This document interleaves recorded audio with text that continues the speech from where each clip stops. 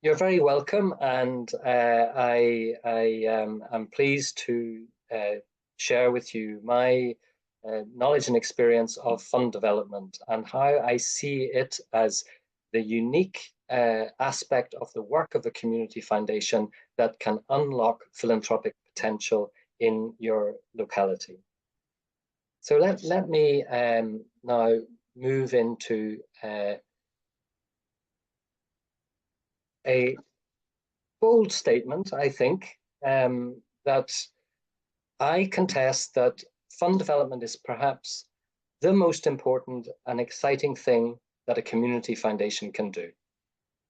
And I hope through the presentation that I will inspire your belief in that, and that you will then think about ways in which you can embrace fund development in your work as a community foundation. And what this session is going to explore are, first of all, the fundamentals. So why fund development is so critical to the work of a community foundation, and what makes that the distinguishing feature of a community foundation. And then move into thinking about, well, how do I get started? What are the aspects of the work? And that ranges absolutely from a mindset shift then to thinking of a whole of organization approach to fund development. And then finally, although I will alliterate the presentation with examples from my own experience, we'll also share some resources that give you a sense of the risk and reward. So what it takes to implement a fund development strategy, but also what you might get out of it through that investment in your own time and resources. First of all, community foundations, let's just clarify what we're talking about here. We do not have a single concise definition of a community foundation, and we deliberately don't. And that's because community foundations are, in both their form and function, absolutely unique to their own locality. And that also relates to the stage of development of civil society, of the socioeconomic and political context that applies to that locality. So what we, rather than have a strict definition, what we rather do is refer to a set of characteristics of community foundations. But in short, the common thing is they put geographic communities at the center. The geography, the specific geographical area, and localism is at the core of the work of a community foundation. They're philanthropic institutions that have an important role to play in mobilizing and utilizing resources in the locality, but they also play a role in convening and connecting people and organizations, and they add value to those resources, the financial resources and the people, through their knowledge and their expertise in the area. And what we say is that they effectively release the power of place. They build trusted relationships, they develop collaboration, they enhance the possibility of self-determination in the locality, and they promote social cohesion. So from community organizing through to the provision of financial resources, be that grant making or other forms of investment, they stimulate collective social imagination. And that encourages citizen participation that contributes to shaping the future of their locality. And that citizen participation is not just those who might be perceived to be as those in need or the beneficiaries, but are those who are prepared to give and have something to offer, be that finance or knowledge or skills or other assets that they may have, could be physical assets and so on. So the community foundation is in a position to bring that all together. And I think an important aspect of thinking about community foundations is also a little bit of a shift in thinking from one of deficit or replacing scarcity or addressing need all of the time, to that of being more in relation to adding value and using assets and deploying assets and generating and using social capital in a positive way. So it's from deficit thinking to asset building approach. As you see from the characteristics that I have on the slide here, firstly, geography and area-based approach is critical. Independence is pretty much a given within an organization, but the core characteristic right at the center of these characteristics is that they seek to build over time assets and funds from a wide range of donors, and that includes local citizens, other foundations, businesses, public bodies, and so on. And that they then accumulate and deploy that capital in its various forms. And it could be human, financial, physical, intellectual, and so on. They may implement activities or they may make grants. I know Ricardo was just back from a visit to the States, very much more grant making oriented. In Europe, many community foundations are more implementing type organizations with some grant making activity. And we have the full spectrum from grant makers to project or to program implementers through grant making. And importantly, then there's this convening and connecting role. They act as catalysts, conveners, connectors, facilitators, and so on in their communities. And they could do that because they have accumulated resources and they have knowledge. And those are the vital ingredients. So this core characteristic, the one that's highlighted in red, of building over time assets and funds, I think is essential to community foundations. That is the key one that differentiates them from a local association or differentiates them also from a foundation, because they are seeking to build something for the future. And in looking at it in this way, then I feel it's really essential to make a clear distinction between fundraising and fund development. And in bringing up this slide, I like to use often the analogy of bicycles. It's something that I'm pretty familiar with, and I think these two images here serve well to highlight sort of the distinction between fundraising and fund development. So the top image is the two bikes basically have the same structure, but the top image is of a bike that is designed for a very specific purpose. It's designed to help you get from A to B as quickly as possible. And it does that very well. And for me, it's rolled out pretty often and it achieves that purpose. The bottom bike, however, is equipped for the long haul. It's capable of navigating a variety of different terrains. It's capable of accommodating a whole pile of different assets. It's able to reach deep into local communities. So it happens to be here in the very northeast of Portugal on the border with Spain. So it can reach deep into those communities, and it can carry resources that are needed for the future. And that's the critical difference when looking at those two bikes. Structurally, pretty much the same, but equipped to do things completely differently. And that's where I'm trying to give you this image that makes the distinction between fundraising and fund development. So to characterize the two, fundraising tends to be transactional. And whilst the fundraising business is very much a people-to-people type business, it is a give and take sort of transaction. Fundraising tends to be short-term. Of course, fundraisers want to have longer-term giving, but it tends to be quite specific and focused on a specific cause at a particular time. Fund development, on the other hand, is relational rather than transactional. And yes, people to people, as with fundraising, but people to people with regard to a shared understanding and a shared purpose and synergy. It tends to be for the longer term and is related to building of assets over a longer period of time.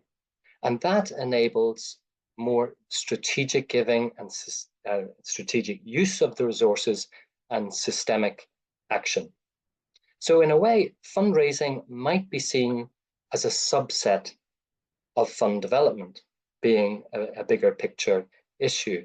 And for many, particularly community foundations at the outset, fundraising is the only game, because they need to raise funds to build a track record, to enable them to get going, to start to be seen, to be acting for the benefit of the local community.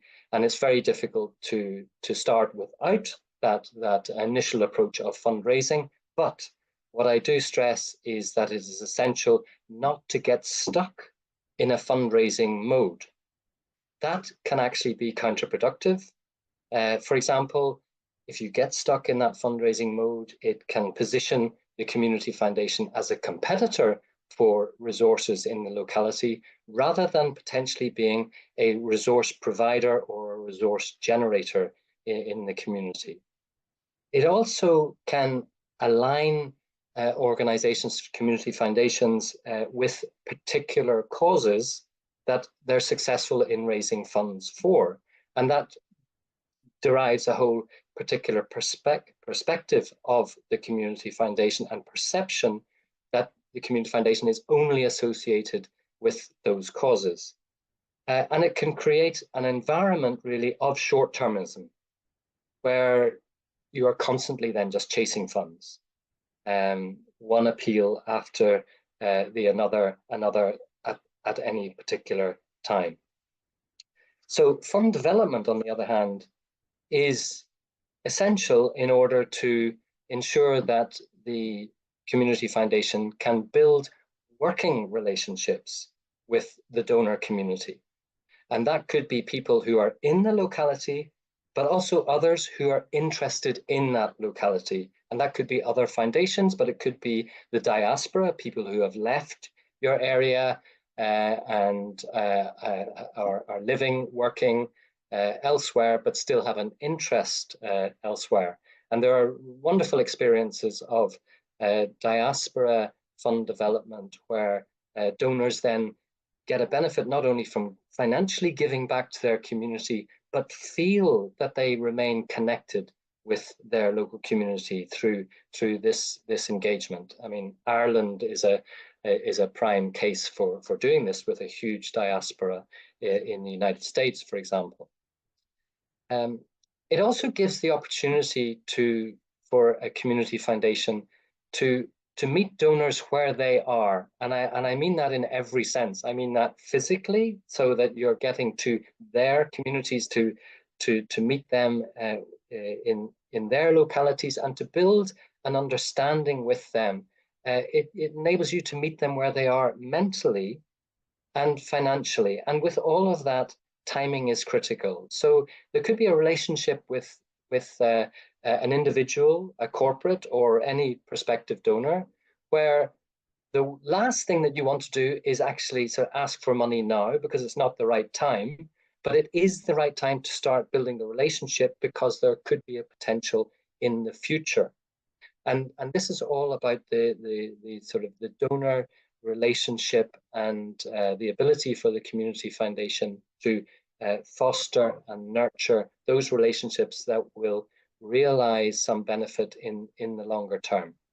And in doing so, this enables a community foundation to raise awareness of all of its work and of the potential of a locality, rather than a specific interest or a specific cause at a specific time.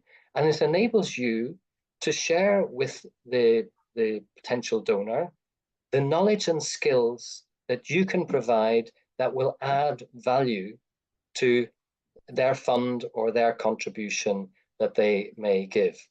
And it enables you then to really demonstrate that you are building assets for the future, for the benefit of the place that they love.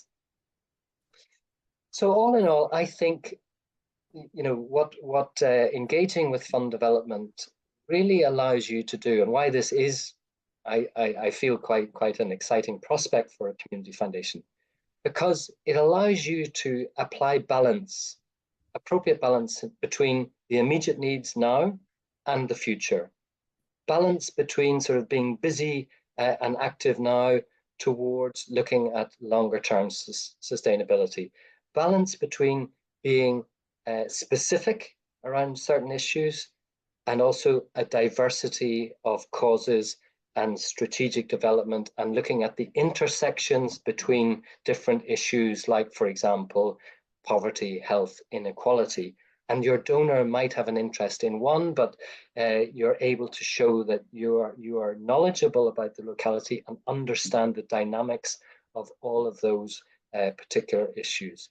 It also allows you to balance between your interests or community interests and donor interests. And it allows you also to go for what one might call low-hanging fruit, people that you might see as potential donors, but also to look at the entirety of the harvest. Because with fund development, it's extraordinary what comes out from under the woodwork, as we say, in unusual suspects of people who may have wealth, who may have assets that are prepared to give that you might not initially have thought of. One last little caveat I would say is not quite be prepared to say no, because you don't always want to be like donor driven, let's say, but be prepared to say not for us. And then apply your role as an organization with knowledge that could then guide or inform the donor, offer advice, guidance, and steer them towards an appropriate place where they might want to give their donation. So,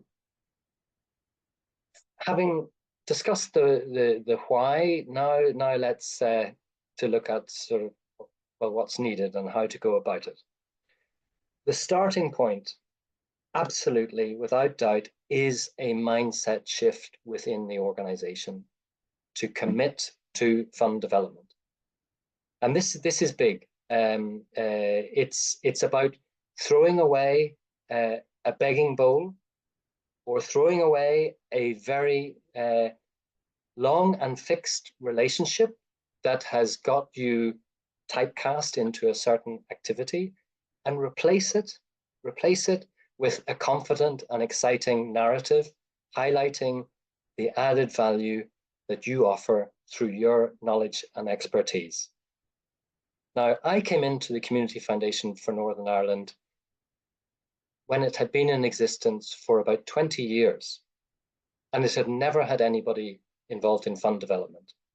It was very good at running programs, very good at grant making, and very good at raising money for specific causes and specific programs. It had a very good relationship with public bodies and managed a lot of flow-through funds. But it didn't have relations with private donors. It was missing out on its key role as a philanthropic intermediary and connecting the donor community with its work. And so I came in after 20 years to become the first fund development manager in the organization. And that was exciting. The mind shift had taken place.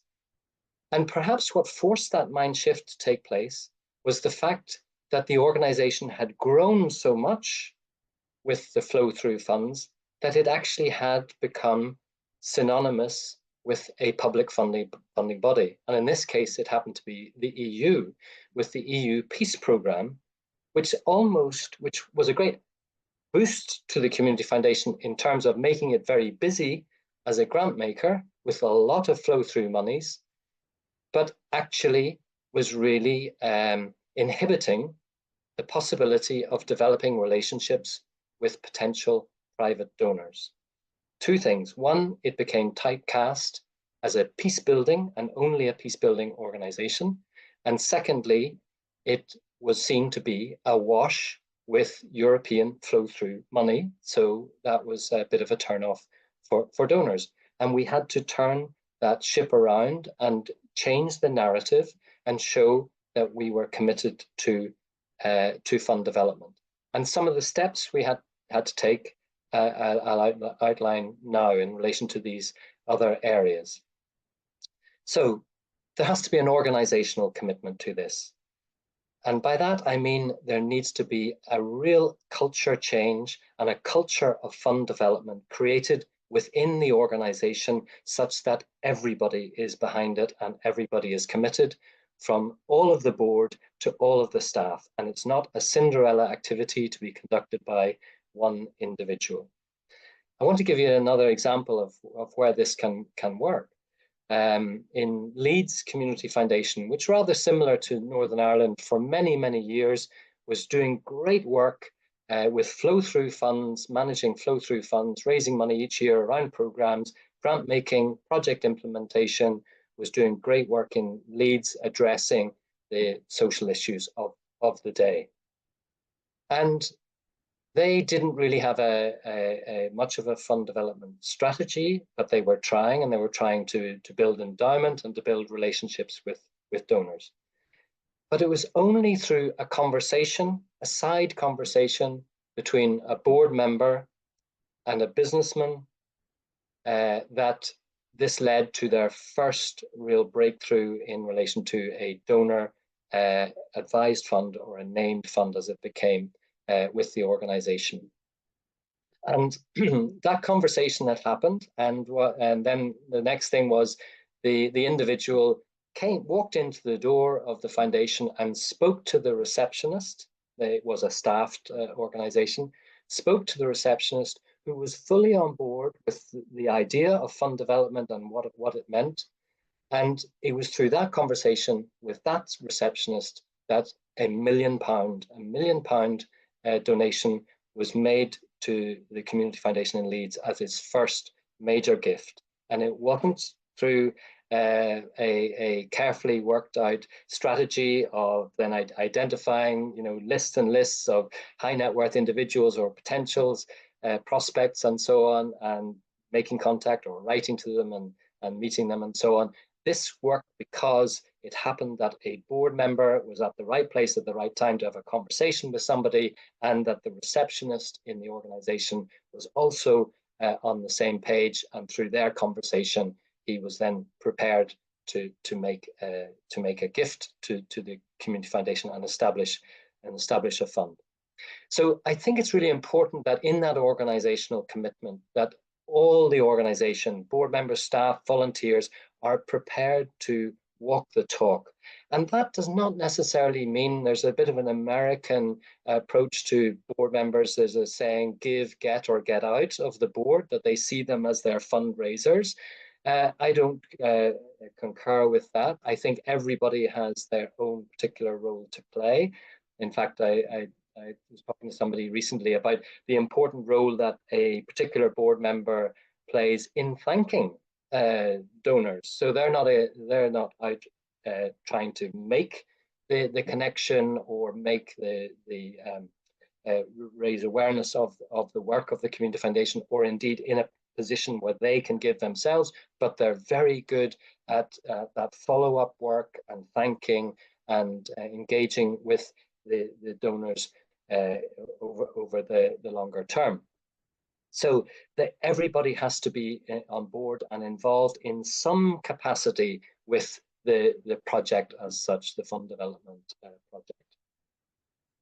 It's absolutely essential. It's a little bit of a boring side of it, but absolutely essential that behind the scenes there are the systems and procedures in place to be able to manage what you hope will be a whole portfolio of funds, be they named funds, donor advised funds, thematic funds, term funds, flow through funds, sheltered foundations. Even you have to have the capacity as an organization to be able to do that, to use the funds, to then distribute the funds, to be able to report and have an appropriate sort of donor care and follow-up policy, have an investment strategy for the fund. So that all has to be in place, but you don't have to start from scratch. That all exists within community foundations around Europe and around the world. So they can be copied from others, adapted and applied in your own organization.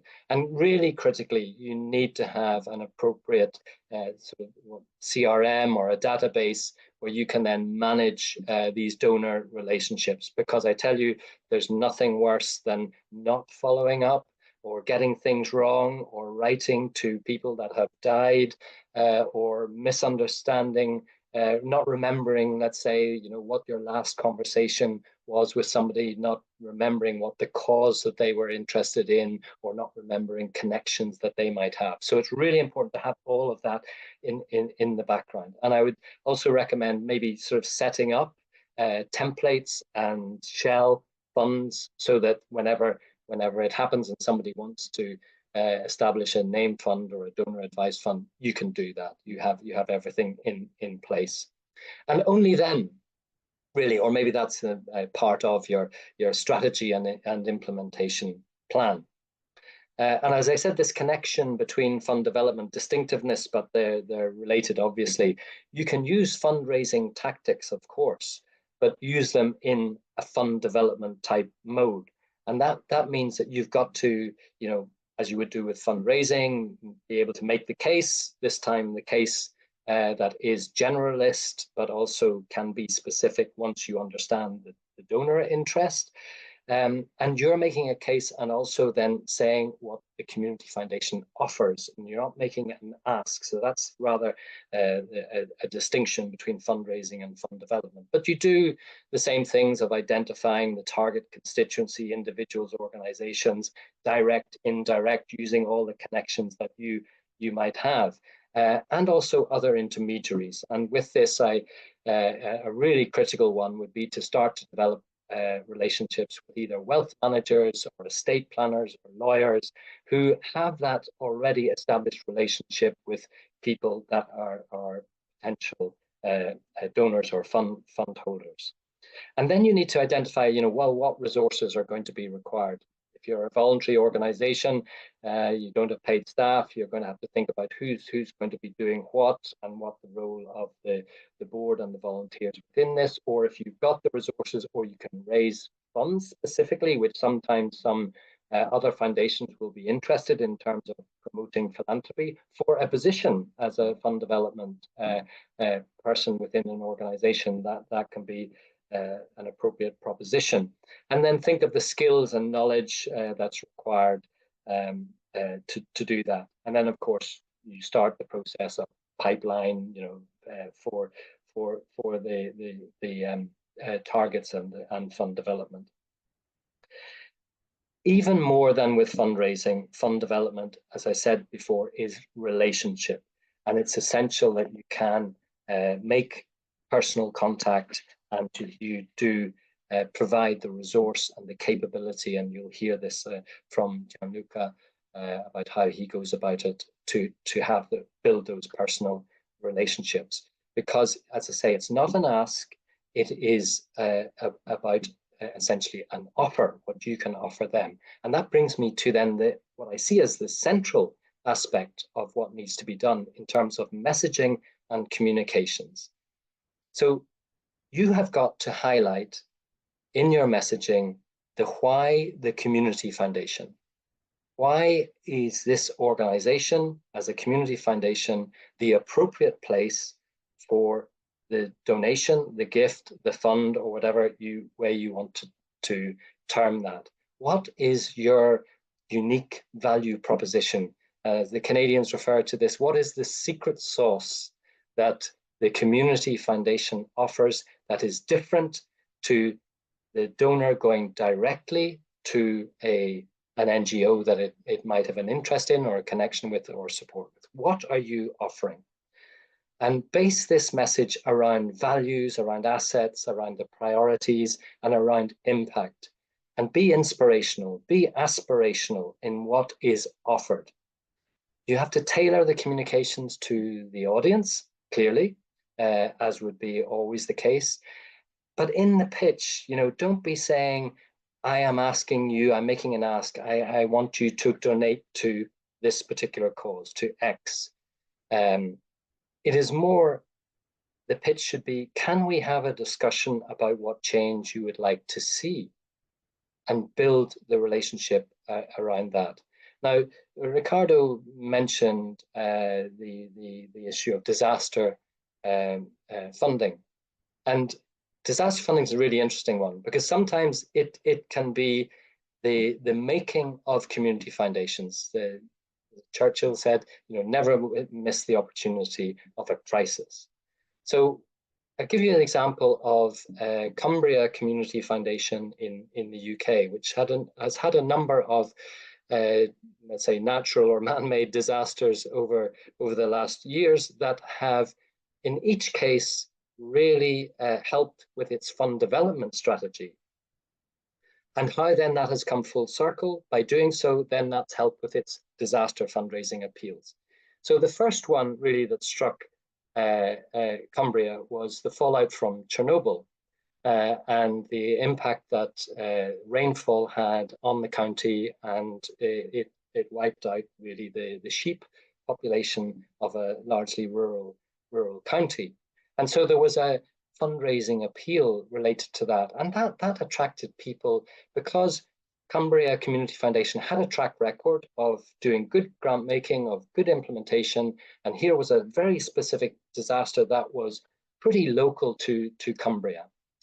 And they were able to reach people they hadn't reached before, particularly those that had left Cumbria and gone to work in London, those who were doing well in London but had an interest in the locality. So they were able to build an appeal specifically around the needs of the locality based on that natural disaster.